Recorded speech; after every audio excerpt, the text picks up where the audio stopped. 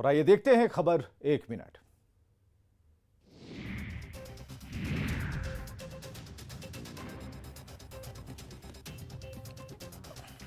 Corona की वजह से इस बार कालिदास रंगालय में सांकेतिक तौर पर रावण वध हुआ। सबसे पहले मेघनाद के पुतले को जलाया गया, फिर कुंभकर्ण को जलाया और फिर बुराई का प्रतीक रावण धू धू कर जल गया। विजयदशमी के मौके पर रावण, मेघनाद और कुंभकर्ण को जलाने की परंपरा रही है, लेकिन पिछले 2 सालों से कोरोना ने जो कहर बरपाया है उसे ध्यान में रखते हुए इस बार सबसे आखिर में कोरोना को भी जलाया गया।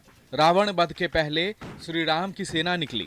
रावण वध में शामिल कलाकार राम, लक्ष्मण, हनुमान और जामवंत का वेश धारण कर निकले, जो गांधी मैदान का चक्कर लगाने के बाद कालिदास रंगालय पहुंचे और वहां रावण का वध किया।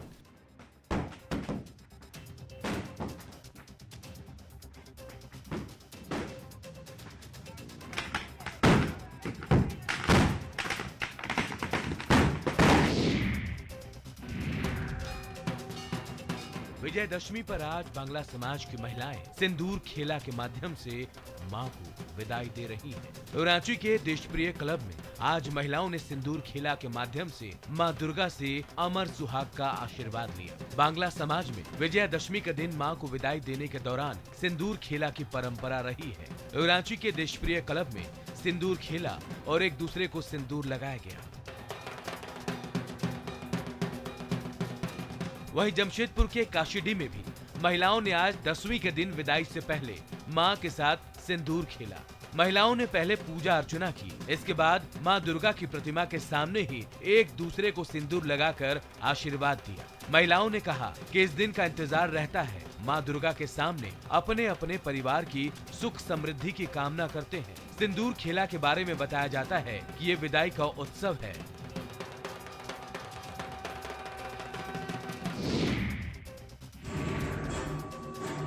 मुंगेर के जमालपुर में हर साल शारदीय नवरात्रि के समय बंगाली समाज में नवरात्रि के 9 दिन पूजा पाठ के बाद दशमी के दिन सिंदूर खेलने की परंपरा है। इसे सिंदूर खेला और सिंदूर उत्सव के नाम से जाना जाता है। इस दिन शादीशुदा महिलाएं एक दूसरे के साथ सिंदूर लगाती हैं और आशीर्वाद लेती हैं। ऐसी मान्यता है कि नवरात्रि में मां दुर्गा 10 दिन के लिए अपने मायके आती हैं, इसलिए जगह जगह उनके पंडाल सजते हैं। इन 9 दिनों में मां दुर्गा की पूजा और आराधना की जाती है और दशमी पर सिंदूर की होली खेलकर मां दुर्गा को विदा किया जाता है। जैसे बेटी विदा होती है, हाँ, जिस तरह हम लोग बड़न करके उनको विदा करते हैं, उस तरह माँ को भी बेटी के रूप में ही यहाँ देखा जाता है। सिंदूर की होली, इसलिए सिंदूर पहना के हम लोग जितने भी सुहागन हैं, दसवीं को सिंदूर सबको पहना के एक उत्सव जैसा मनाया जाता है। महिला एक दूसरे को सिंदूर लगाती हैं और एक दूसरे को सौभाग्यवती होने की शुभकामनाएं देती हैं।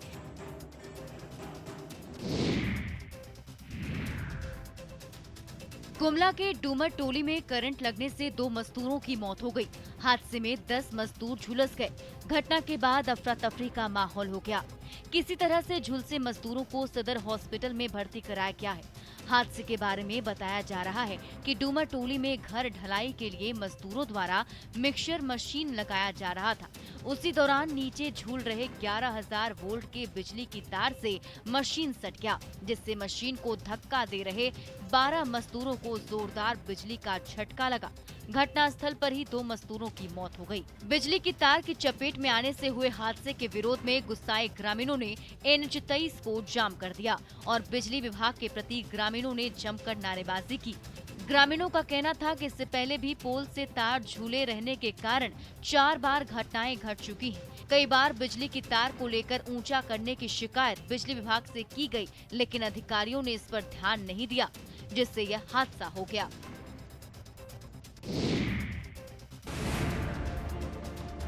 गढ़वा के नगर उटारी थाना क्षेत्र में मछली पकड़ने के लिए गए 4 दोस्तों की डैम में डूबने से दर्दनाक मौत हो गई। घटना के बारे में बताया जा रहा है कि नया खाड़ गांव के 9 दोस्त डैम पर प्लान बनाकर गए। डैम के पास पहुंचने पर 4 युवकों ने डैम के अंदर उतरकर जाल लगाना शुरू कर दिया। कुछ देर के बाद अचानक चारों युवकों की पानी में हलचल बंद हो गई। बाहर खड़े 5 युवकों ने डैम में उतरकर खोजबीन शुरू की। चारों युवक डैम में फंसे मिले।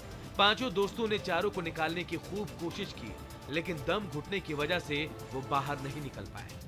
युवकों ने ग्रामीणों को इसकी जानकारी दी। कई लोग डैम के पास पहुंचे और डैम में फंसे चारों युवकों को बाहर निकाला गया, लेकिन तब तक चारों की मौत हो चुकी थी। एक साथ 4 दोस्तों की मौत के बाद गांव में कोहराम मच गया।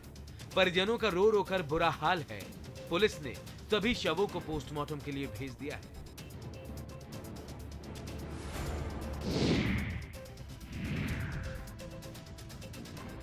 गोड्डा में बोआरी जोर प्रखंड के कोलवा में मॉब लिंचिंग का मामला सामने आया।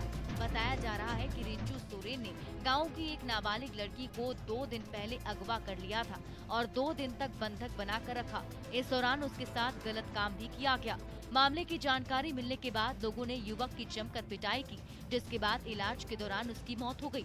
हालांकि मृतक के भाई ने बताया कि लड़की खुद अपनी मर्जी से आरोपी के साथ गई थी, लेकिन ग्रामीणों द्वारा युवक को पीट कर मार दिया गया। अगर युवक गलत भी था तो उसके लिए पंचायत है, सरपंच है, पुलिस है, लेकिन ग्रामीणों ने लड़की के घर वालों के इशारे में इतना बड़ा कदम उठाया और उसके भाई की हत्या कर दी। तमाम चीजों को लेकर पुलिस गंभीरता से जांच कर रही है।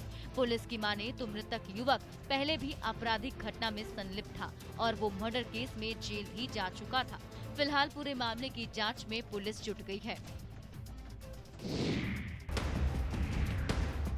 आधी रात का समय है। कांटा टोली की सड़क पर ऑटो कार खड़ी है। तभी सड़क के दूसरी ओर से एक शातिर चहलकदमी करता हुआ आता है और गेट के लॉक पर औजार लगाता है। तभी सड़क से कुछ राहगीर गुजरते हैं तो वो अपराधी चौकन्ना हो जाता है। थोड़ी देर बाद जब वो राहगीर जा चुके होते हैं तो एक बार फिर रास्ता साफ नजर आता है। वो उचक्का फिर से गेट का लॉक खोलने की जुगत में भिड़ जाता है। कुछ पल की कोशिशों के बाद आखिरकार कार का गेट खुल ही जाता है। स्टार्ट होते ही गियर लगाता है और कार चलाकर रफू चक्कर हो जाता है। तभी कार स्टार्ट होने की आवाज सुनकर परिवार के तमाम सदस्य गेट खोलकर बाहर आते हैं, लेकिन तब तक वो शातिर उस कार को लेकर फरार हो चुका होता है।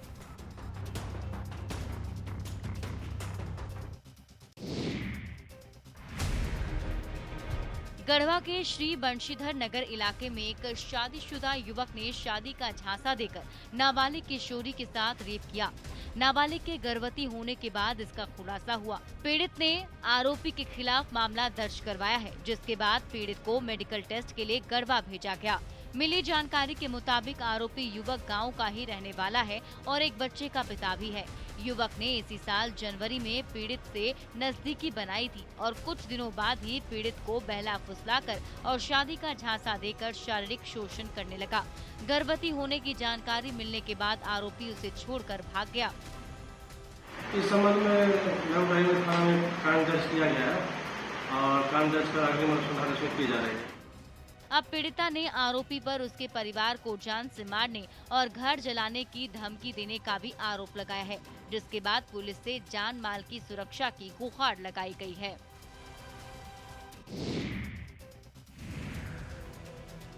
प्रेमी को प्रेमिका के साथ आपत्तिजनक स्थिति में पकड़े जाने के बाद युवक को बंधक बनाते हुए जबरन शादी कराने का वीडियो वायरल हो रहा है। वायरल वीडियो बांका जिले के बाराहाट थाना क्षेत्र का बताया जा रहा है। कि बाराहाट थाना क्षेत्र के रतनपुर के रहने वाले सुधीर कुमार दूसरे राज्य में काम करता है। वो दशहरा में घर लौट रहा था, लेकिन वो घर नहीं जाकर अपनी प्रेमिका से मिलने के लिए उसके गांव पहुंच गया। इस दौरान ग्रामीणों ने दोनों को मिलते हुए देखा तो पकड़ लिया। प्रेमी के पकड़े जाने के बाद ग्रामीणों ने प्रेमी के घर पर बिना सूचना दिए ही दोनों की शादी की रस्म पूरी कर दी। युवक और युवती की दर्जनों लोगों के समक्ष शादी कराई गई।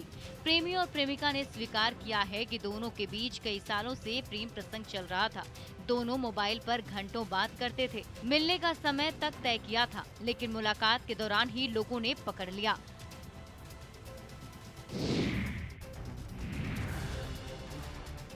नवादा के रजौली के सीमावर्ती इलाकों में हाथियों का एक बड़ा झुंड देखा गया है।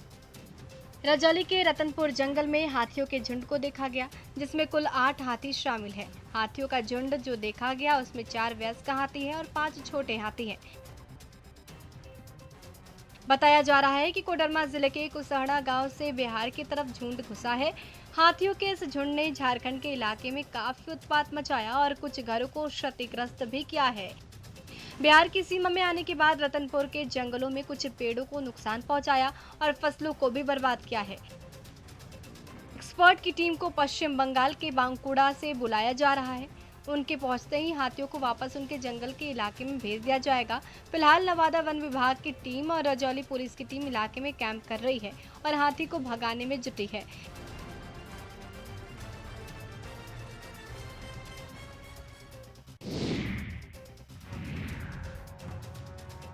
गिरिडीह में जंगली हाथियों के झुंड का तांडव जारी है। सरिया थाना क्षेत्र के कैलाटाण पंचायत के अंबाडी गांव में हाथियों के झुंड ने 2 लोगों को कुचल दिया। इनमें से एक की मौके पर ही मौत हो गई, जबकि दूसरे घायल ने इलाज के दौरान अस्पताल में दम तोड़ा। हाथियों के आतंक से दशहरे की खुशियां मातम में बदल गई। वहीं लोगों के बीच दहशत का माहौल है। पूरी घटना की जानकारी वन विभाग को दी गई, तो वहीं लोगों ने अपने दम पर हाथियों को गांव के बाहर खदेड़ा। यहाँ हाथियों के झुंड ने शाम ढलते ही दस्तक दे दी थी। वन विभाग की लापरवाही से लोगों में नाराजगी है। आपको बता दें कि सरिया और बिरनी थाना क्षेत्र में पिछले 1 महीने से जंगली हाथियों का झुंड घूम रहा है और फसल के साथ ही लोगों के घरों को भी निशाना बना रहा है। हाथियों के हमले से लोगों को बचाने में वन विभाग के पास ठोस योजना के अभाव से आए दिन ऐसे हालात नजर आ रहे हैं।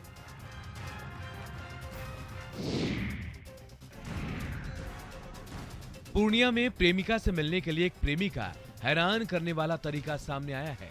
बिजली मिस्त्री सुरेंद्र राय जब भी अपनी प्रेमिका से मिलने के लिए जाता था तो डहरिया गांव का बिजली 3 घंटे के लिए काट देता था, जिससे गांव वाले काफी परेशान थे। लोगों में इसकी चर्चा शुरू हो गई। इसके बाद ग्रामीणों ने दोनों को रंगे हाथ पकड़ने की प्लानिंग बनाई। एक दिन जैसे ही बिजली कटी तब लोग दोनों की खोज में जुट गए। दोनों को ग्रामीणों ने आपत्तिजनक स्थिति में पकड़ा। पहले तो दोनों की पिटाई की गई और फिर जूते चप्पल की माला पहनाई गई और फिर दोनों का बाल मुड़ाया गया और शादी करा दी गई। इसका वीडियो सोशल मीडिया में वायरल हो रहा है। सुरेंद्र राय पहले से ही शादीशुदा है।